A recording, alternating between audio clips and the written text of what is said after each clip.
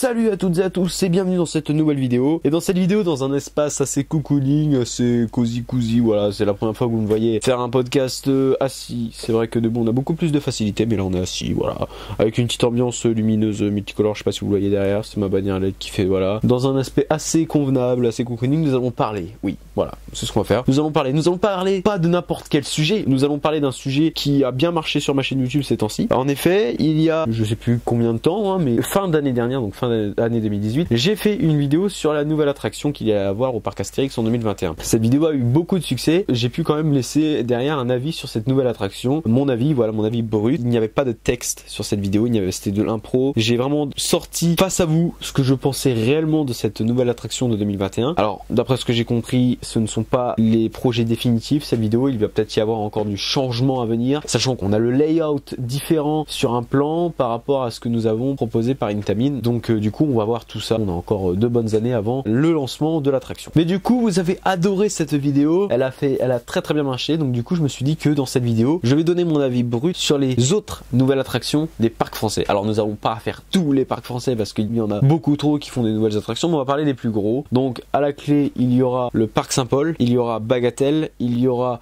le parc Spirou, il y aura Walibi Rhône-Alpes et le parc Astérix. Je vais y passer une toute petite parenthèse sur la nouveauté 2019 du parc Astérix. Donc voilà, donc je vais débattre sur ces 5 parcs là. Le parc Spirou, on a énormément de nouveautés cette année. Je vais parler des plus grosses évidemment de cette année du parc Spirou, donc je crois qu'il doit y en avoir 4. Je vais parler de tout ça maintenant, donner mon avis sur ce que j'en pense et qu'est-ce que ça peut apporter de positif au parc pour ces nouvelles attractions et qu'est-ce que ça peut être négatif évidemment sur les attractions qui vont ouvrir face au parc. Donc c'est parti, on voit tout ça maintenant, c'est parti.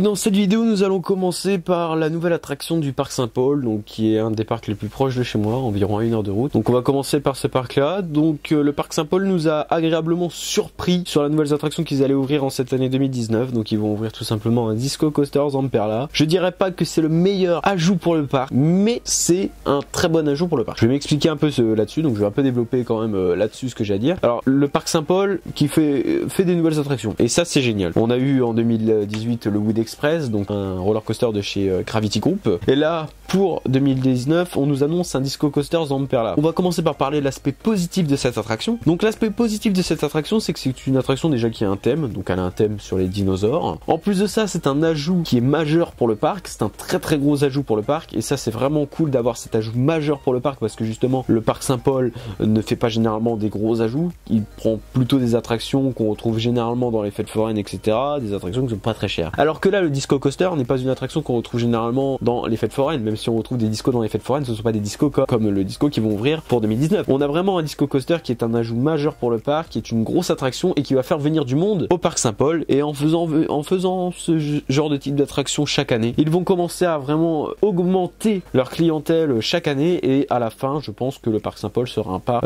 je ne dirais pas comme le parc Astérix, mais sera un parc comme la Mer de Sable ou encore Bagatelle. On peut parler du parc Saint-Paul où on peut le connaître un peu plus dans la France, voilà, parce que le parc Saint-Paul n'a pas non plus une localisation dégueu, hein. C'est vrai qu'il a plutôt une très bonne localisation, il est à côté de Beauvais, la plus grosse ville à côté de Beauvais, Paris, on est à cheval entre Amiens et Paris, donc c'est vraiment c'est une très bonne nouvelle de la part du parc Saint-Paul d'avoir fait cette nouvelle attraction, parce que c'est vrai que ça va faire du bien au parc Saint-Paul, cette nouvelle attraction va faire vraiment du bien au parc Saint-Paul, parce que c'est un ajout majeur. Donc voilà, donc pour les aspects positifs de l'attraction, c'est que c'est un ajout majeur, ça va faire venir du monde, ça c'est sûr, que en plus il y a une thématisation sur cette attraction du parc Saint-Paul, parce que rappelons-le, le parc Saint-Paul n'a pas vraiment de thématisation précise sur le parc. On a un petit peu de trucs thématisés par-ci par-là, mais on n'a pas vraiment une grosse thématisation précise sur chaque land.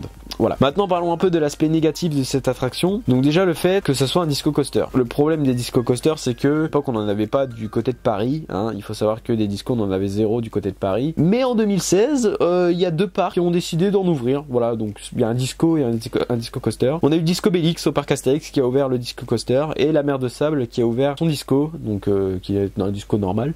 Ils ont décidé d'ouvrir ce type d'attraction, et du coup l'attraction ne devient plus si originale dans la région de Picardie, donc des Hauts-de-France. Ça ne devient plus original parce que justement le parc Astérix et la Mer de Sable ont ouvert à peu près le même modèle. Donc si le parc Saint-Paul avait été le premier à mettre ce type d'attraction dans son parc et même dans la région, ça aurait vraiment fait quelque chose de nouveau pour les gens. Après bon, c'est vrai que si on monte un peu plus haut, un peu plus bas, un peu plus sur le côté, on peut en avoir. On a un disco au parc du Bocas, on a un disco à Plopsaland, on a un disco à Nigloland. Voilà, c'est vrai que si on s'éloigne un peu de Paris, on en a. Mais c'est arrivé du côté de la région parisienne et de la région Hauts-de-France. Et voilà. Le problème, c'est que c'est déjà arrivé, donc du coup, ça ne devient pas une attraction si ce n'est pas une attraction si originale que ça dans le parc. C'est bien dommage, d'ailleurs, d'avoir fait d'attraction pour le parc Saint-Paul. Le parc Saint-Paul aurait peut-être pu mieux faire en termes d'attraction majeure, hein, même si je ne dis pas que c'est une mauvaise attraction, hein, mais voilà, je trouve que ça manque un peu d'originalité et que ça va pas faire du coup l'effet attendu face à la clientèle, parce qu'ils ont déjà retrouvé ça au parc Astérix ou même encore à la mer de Sable. Maintenant, penchons-nous un peu plus encore dans le nord de la France. Nous allons voir tout simplement le parc Bagatelle, le parc Bagatelle nous concocte aussi ce petit lot de nouveautés. Donc aux dernières nouvelles, j'ai vu qu'il y allait avoir une attraction sur la thématisation de la ferme. Donc je n'ai pas vu, je ne me suis pas plus renseigné sur ce que ça va être. Pour moi, pour être clair, hein, très clairement, c'est un très bon ajout pour le parc. Vraiment, voilà. Bon, après, c'est pas non plus l'ajout le meilleur ajout qu'on peut faire sur un parc d'attractions, parce que c'est une attraction qu'on retrouve assez souvent dans les parcs. Mais c'est un assez bon ajout parce que justement, on vise une petite thématique de la ferme. Je crois qu'il va même y avoir des animaux, etc. Ça peut plutôt être pas mal. Après, on a la rénovation du Gaz Express qui va avoir des nouveaux trains, etc. Donc ça, c'est vraiment sympa. Ça prouve vraiment que le parc ne laisse pas à l'abandon ce roller coaster. Et ça fait plaisir de voir justement que le parc ne laisse pas à l'abandon le Gaz Express. Donc voilà. Donc pour l'instant, on n'a pas plus de nouveautés sur la nouvelle attraction du parc Bagatelle. Mais voilà, le parc Bagatelle va investir cette année et ça fait plaisir. D'ailleurs, je vous conseille très clairement d'aller faire Bagatelle, qui est un excellent parc d'attractions, qui a une excellente ambiance. Voilà. Et je vous conseille d'aller faire ce parc d'attractions. Ensuite, donc là j'ai donné mon téléphone cette fois-ci. Ensuite, nous avons eu le parc Spirou qui nous a proposé des nouvelles attractions pour l'année 2019. Vraiment beaucoup de nouvelles attractions. Donc on va en débattre. Donc on va en parler de 4 normalement. Voilà, donc je regarde 2, 3 et 4. Oh non, 5. On va parler de 5 nouvelles attractions. Donc le premier est un roller coaster. Donc c'est le nid du Marsupilami. Donc pour moi c'est un bon ajout sur le parc car ça rajoute un coaster en plus pour le parc. C'est un coaster qui est de type original qu'on ne retrouve même pas en France. Donc ça va faire venir du monde et ça c'est bien. Voilà, c'est ce type d'attraction que j'aurais voulu avoir en parc Saint-Paul, une attraction qui fasse venir le monde et qu'on ne retrouve pratiquement pas en France. Le nid du Marsupilami qui va ouvrir en parc Spirou est vraiment pour moi une attraction qui va faire venir du monde, qui va attirer de l'œil certains fans, certaines personnes lambda, et ça franchement je trouve ça vraiment cool que le parc Spirou ait investi là-dedans parce que justement ça va faire venir du monde. Après, l'aspect négatif de cette attraction, c'est que c'est une attraction où il n'y a pas beaucoup de trains, donc le débit va être très limité. Voilà, on va avoir un débit qui va être pas ouf et ça j'en suis déçu du fait que cette attraction n'aura pas de débit parce que justement il va falloir attendre beaucoup de temps pour avoir cette attraction, sachant que c'est une attraction qui peut être visée pour les plus petits et pour la famille, et le truc c'est que les enfants généralement n'aiment pas attendre longtemps avant de faire une attraction, et ça c'est le plus gros point noir de cette attraction, c'est que justement il va y avoir beaucoup de temps d'attente sur cette attraction, et ça vraiment je trouve ça très dommage d'avoir fait en sorte que l'attraction ne puisse pas avoir un meilleur débit que ce qu'elle n'a actuellement. Je vais faire une parenthèse maintenant sur l'autre nouvelle attraction du parc Spirou, donc c'est à Flume. Je vais juste passer sur l'aspect positif de ce Flume, hein, très clairement. Ce Flume pour le parc Spirou, c'est un bon ajout pour le parc. Pourquoi? C'est un bon ajout pour le parc car tout simplement il manque d'attractions à eau au parc Spirou, et justement avoir fait cette attraction là pour le parc Spirou c'est plutôt pas mal. Ça va pouvoir permettre de se rafraîchir un tout petit peu et ça je trouve ça très bien.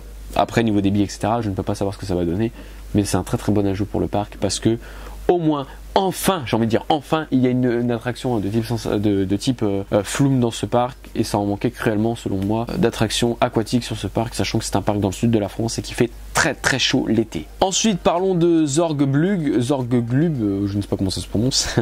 Zorgblug est un flat ride, donc c'est un Star Shape de Zierer, qui est une attraction en sensation forte, une très grosse attraction en sensation forte, donc un très gros flat ride. On en a je crois un en France si je dis pas de bêtises. Je me suis pas renseigné en vrai avant de faire la vidéo parce que du coup je ne connais pas les modèles des flat ride, je ne suis pas professionnel en flat ride, puis désolé. Voilà, donc très clairement je pourrais pas vous dire s'il y en a en France ou pas. Selon moi il y en a déjà en France. Je sais qu'il y en a un à Liseberg, donc voilà, je trouve que c'est une très bonne ajout et ça va faire venir les jeunes, et c'est ça surtout que ça va faire venir les jeunes, donc pour moi c'est un très bon ajout pour le parc. Et du coup l'autre nouvelle attraction majeure à sensation forte, c'est une tour de chute libre. Alors une tour de chute libre pour moi n'aurait pas été le meilleur ajout pour le parc, parce qu'une tour de chute libre c'est classique, on a ça dans presque tous les parcs. En plus elle va essayer de faire en sorte d'être à peu près comme celle de Nigloland, 90 mètres de chute, hein, je tiens à rappeler, voir celle de Spirou, alors qu'on a un peu plus de 100 mètres pour celle de Niglo. Mais voilà, pour moi c'est pas vraiment un ajout qui a le mérite d'être fait au parc Spirou, c'est un ajout quand même, parce que ça permet de rajouter une nouvelle attraction, mais pour moi ce n'est pas le meilleur ajout du parc Spirou. Il y a eu bien mieux, comme par exemple le Start Shape de Zero. Et enfin, dernière nouvelle attraction que nous allons parler pour le parc Spirou, c'est tout simplement le petit roller coaster, donc un junior spinning coaster de chez Preston et Barbery, si je dis pas de bêtises, je crois que c'est ça le constructeur. Donc d'une petite vitesse de 26 km/h, c'est vraiment un parcours tout simple, on monte, on descend en tourbillon, terminé. Alors, l'aspect positif de cette attraction, c'est tout simplement que, en fait, c'est un nouveau roller coaster pour le parc. Ça ajoute encore un nouveau roller coaster pour le parc. En plus de ça, c'est un roller coaster pour les tout petits, donc ça va permettre aux tout petits de pouvoir faire un petit peu de sensations fortes, et ça c'est génial. Mais le truc, c'est que c'est pas le meilleur roller coaster qu'on puisse choisir pour les enfants. J'aurais préféré avoir, en termes de spinning coaster, si on ne se base uniquement sur le spinning coaster, j'aurais préféré avoir un truc de chez SBF comme Bandidos à la mer de sable, voilà, où c'est beaucoup plus sophistiqué, un peu plus long, un peu plus peut-être pas plus rapide, mais pour moi ça l'est un petit peu plus. En plus de ça, c'est un spinning coaster et ça donne plus de stress pour les enfants que ce qu'ils nous ont concocté, bien évidemment, au parc Spirou. Donc voilà, je trouve ça un peu dommage d'avoir fait ce spinning coaster là pour le parc Spirou, parce que c'est vrai qu'il y aurait pu avoir beaucoup mieux comme spinning coaster pour les enfants au parc Spirou. Après, on va pas parler d'un truc comme Crush Coaster, etc. hein. Non, on va pas parler là-dessus, non, mais c'est vrai que je trouve ça un peu dommage d'avoir choisi ce spinning coaster là. J'aurais préféré avoir un spinning coaster de chez SBF. Après, ça reste un ajout pour le parc, et plus le parc fait d'ajouts, plus ça fera venir de monde, et ça c'est la leçon qu'il faut en tirer pour les nouvelles attractions du parc Spirou. Maintenant, parlons de la nouvelle attraction de Walibi Rhône-Alpes. Donc Walibi Rhône-Alpes nous a concocté un très gros roller coaster pour cette année 2019. Je vais pas vous bassiner avec ce roller coaster, je vais juste dire 2-3 petits trucs dessus. Donc très clairement, ça fait vraiment, ça fait du bien d'avoir ce roller coaster là en France. Pourquoi? Parce que c'est un roller coaster à sensation forte. Des Infinity Coaster à George Lower en France, il me semble qu'il n'y en a pas du tout. Le seul petit problème sur ce roller coaster là, c'est que c'est un shuttle. Mais bon, ça, voilà, c'est le seul point négatif que je pourrais donner à ce coaster, c'est que c'est un shuttle. Mais bon, c'est pas grave. Il y a que du positif pour moi dans ce coaster, sauf le fait que ça soit un shuttle. Il y a que du positif pour moi parce que il a tout ce qu'il faut pour être dans les termes des sensations fortes. Il y a des inversions, on n'a qu'une barre. Normalement, je crois que c'est les trains avec les barres. Enfin, je m'enseignerai pour voir si c'est la barre ou les harnais. Je crois que c'est les barres, les trains. Il a une très grande descente. Et ça, c'est pas à négliger, le fait qu'il ait une très grande descente. Il a de la vitesse, il est bien placé, il faut dire qu'il est au bord de la route. Et les gens, quand ils vont passer à côté, on le voit. Voilà, ils vont le voir très clairement. Pour moi, il est extrêmement bien placé. Il va attirer de l'œil. Surtout que Walibi n'est pas un parc de type régional, c'est un parc de type européen. Donc du coup, ça va se faire entendre et il va faire venir. Et Walibi Rhône-Alpes va faire venir du monde tout simplement et va, pour moi, augmenter dans un grade. Et c'est ça qu'il faut se dire, c'est que Walibi Rhône-Alpes, grâce à cette nouvelle attraction, va pouvoir augmenter en grade. Et ça, c'est tout simplement génial. Voilà, c'est vraiment génial.